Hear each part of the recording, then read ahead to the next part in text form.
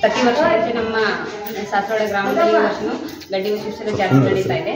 ಈ ಒಂದು ಗಡ್ಡಿ ಬಸವೇಶ್ವರ ಜಾತ್ರೆಗೆ ಸುಮಾರು 300 ವರ್ಷಗಳ ಒಂದು ಇತಿಹಾಸ ಅದ.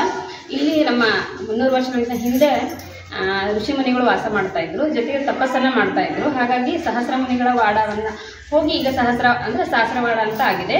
ಇಲ್ಲಿ ಪ್ರತಿ ವರ್ಷನೂ ಶಿವರಾತ್ರಿ ಆದ್ಮೇಲೆ ನವಮಿ ಮತ್ತು ದಶಮಿಯಲ್ಲಿ ರಥೋತ್ಸವ ಮತ್ತು ಅಗ್ನಿಕುಂಡ ನಡೆಯುತ್ತದೆ.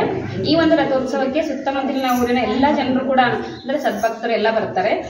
ಹಾವೇರಿ, ಗುತ್ಲ, ಆಮೇಲೆ ಹೆಬ್ಬಾಳ, ಹೊಳೆ ಇಲ್ಲೆಲ್ಲ ಊರಿಂದ ಬರ್ತಾರೆ. ಜೊತೆಗೆ ಹೆಣ್ಮಕ್ಳು ಕೂಡ ತವ್ರ ಮನೆ ಎಲ್ಲರೂ ಬಂದು ಆಚರಣೆ ಮಾಡ್ತಾರೆ. ಆಮೇಲೆ ಎಲ್ಲರೂ ಖುಷಿಯಾಗಿ ಆಚರಣೆ ಮಾಡ್ತಾರೆ. ಜೊತೆಗೆ ಇಲ್ಲಿ ಹರಕೆಗಳನ್ನ ಹೊತ್ಕೊಂಡಿರ್ತಾರೆ. ಮಕ್ಕಳಾಗದೇ ಇರೋರು ಅಥವಾ ಮದುವೆ ಆಗದೇ ಇರೋರು ತೊಟ್ಟ ತಗೋದು ಅಥವಾ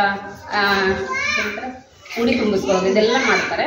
ಅವರ ಪ್ರತಿ ವರ್ಷನೂ ಯಾವುದನ್ನ ತಪ್ಪಿಸಿದ್ರು ಗಡ್ಡಿ ಬರೋದು, ಜಾತ್ರೆಗೆ ಬರೋದನ್ನ ತಪ್ಪಿಸೋದೇ ಇಲ್ಲ. ಪ್ರತಿ ವರ್ಷನೂ ಬರ್ತಾರೆ. ಅವರ ಹರಕೆಗಳನ್ನೆಲ್ಲ ಈಡೇರಿಸ್ತಾರೆ, ಅವರ ಆಶೆಗಳನ್ನೆಲ್ಲ ಈಡೇರಿಸ್ಕೊತಾರೆ. ಹಾಗೆ ನಮ್ಮ ದೈವವಾದಂತಹ ಶಂಕರಲಿಂಗ, ಗಡ್ಡಿ ಬಸವೇಶ್ವರ ಮತ್ತು ವೀರಭದ್ರೇಶ್ವರ ಎಲ್ಲರಿಗೂ ಒಳ್ಳೆಯದನ್ನು ಮಾಡ್ತಾನೆ ಅಂತ ಅಂದ್ಕೊಂಡಿದ್ದಾರೆ. ಈ ವರ್ಷವೂ ಕೂಡ ನಮ್ಮ ಗಡ್ಡಿ ಬಸವೇಶ್ವರ ಜಾತ್ರಾ ಮಹೋತ್ಸವ ವಿಜೃಂಭಣೆಯಿಂದ ನಡೀತಾ ಇದೆ.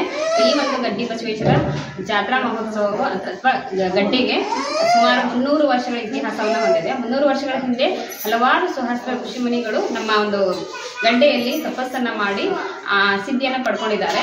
ಹಾಗಾಗಿ ಸಹಸ್ರ ಮುನಿಗಳು ವಾಸ ಮಾಡ್ತಕ್ಕಂಥ ಸ್ಥಳವಾದಂಥ ಈ ಊರನ್ನ ಏನಂತ ಕರೀತಾರೆ ಅಂದರೆ ಸಾಸರವಾಡ ಅಂತ ಕರೀತಾ ಇದ್ದಾರೆ. ಜೊತೆಗೆ ಇಲ್ಲಿ ಶಂಕರಲಿಂಗ ಗಡ್ಡಿ ಬಸವೇಶ್ವರವು ಉದ್ಭವ ಮೂರ್ತಿಯಾಗಿ ಹುಟ್ಟಿದೆ ಅಂತ ಹೇಳ್ತಾ ಇದ್ದಾರೆ ಹಿರಿಯರೆಲ್ಲರೂ. ಜೊತೆಗೆ ಪ್ರತಿ ವರ್ಷನೂ ಶಿವರಾತ್ರಿ ಆದಮೇಲೆ ನವಮಿ ಮತ್ತು ದಶಮಿಯಂದು ರಥೋತ್ಸವ ಮತ್ತು ಅಗ್ನಿಕುಂಡ ಮಹೋತ್ಸವ ಏರ್ಪಡುತ್ತದೆ.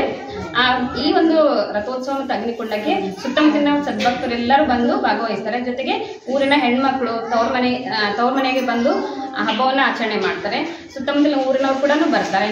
ಈ ಹಾವೇರಿ, ಗುತ್ಲ, ರಾಣೆಬೆನ್ನೂರು, ಇಲ್ಲಿ ಹೆಬ್ಬಾಳ, ಇಟಗಿ ಸುಮಾರು ಊರಿನಿಂದ ಇಲ್ಲಿ ಬಂದು ಅತಿ ವಿಜೃಂಭಣೆಯಿಂದ ಖುಷಿಯಾಗಿ ಒಂದು ಜಾತ್ರಾ ಮಹೋತ್ಸವನ್ನ ಮಾಡಿ ಹೋಗ್ತಾರೆ.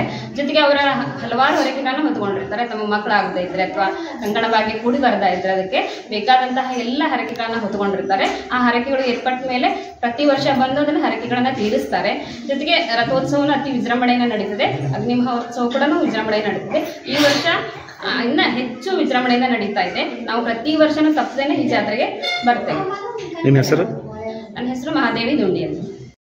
ಶ್ರೀ ಗಡ್ಡಿ ಬಸವೇಶ್ವರ ಮತ್ತು ವೀರಭದ್ರೇಶ್ವರ ದೇವಸ್ಥಾನದಲ್ಲಿ ನಿನ್ನೆ ರಥೋತ್ಸವ ಆಗಿದೆ. ರಾತ್ರಿ ಮಲಕಂಬವನ್ನು ಊರಲ್ಲಿ ನಡೆಸಿದ್ದಾರೆ. ಹಾಗೆ ಎಲ್ಲರೂ ಊರಿದ್ದ ಹುಡುಗರು ಎಲ್ಲರೂ ಸೇರಿ ಡಿಜೆ ಹಾಕಿದ್ದಾರೆ, ಡಿಜೆಯನ್ನು ಮಾಡಿಸಿದ್ದಾರೆ. ಮತ್ತು ಇವತ್ತು ಅಗ್ನಿಕೊಂಡ ಇದಾಗಿದೆ. ಎಲ್ಲ ಪುರವಂತರು ಭಾಳ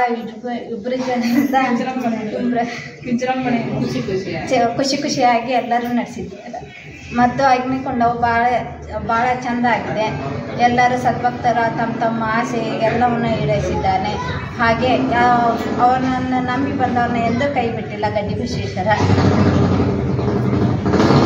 5 ದಿನದ ಜಾತ್ರೆಯನ್ನು ಸುವಿರ್ಭಣವಾಗಿ ನಡೆಸಿದ್ದಾನೆ. ನಿಮ್ಮ ಹೆಸರು? ಗೀತಾಪತಿ.